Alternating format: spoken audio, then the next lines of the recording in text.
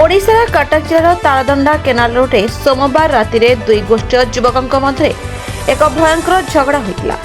ए घटना सहर प्रसिद्ध जोब्रा बोटिंग क्लब निकट में घटी, जोठारे परिवेश हठात उत्तेजनापूर्ण हो जाता। सूचना अनुसार राति प्राय 8टा समय किसी युवक अनेक बाइक जोगे बोट क्लब सम्मुखें पहुंची सेठारे पूर्वर उपस्थित थिबा दुई युवकों को अटकाई।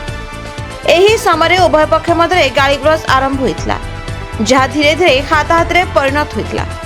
प्राय 8 ରୁ 10 जन युवक परस्पर को आक्रमण करने आरंभ करते। झगड़ा घटना सेठारे उपस्थित लोक मध्य आतंक एवं उत्तेजना सृष्टि करते।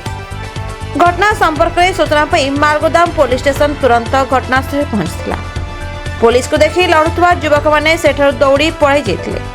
प्रारंभिक तदंत सन्देह कर लड़ुवा युवक मैंने कौन कॉलेज छात्र हो पारती।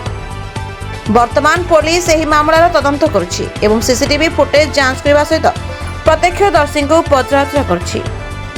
कटकरू परमेश्वर परिडांग report, the republic Odisha 24 news.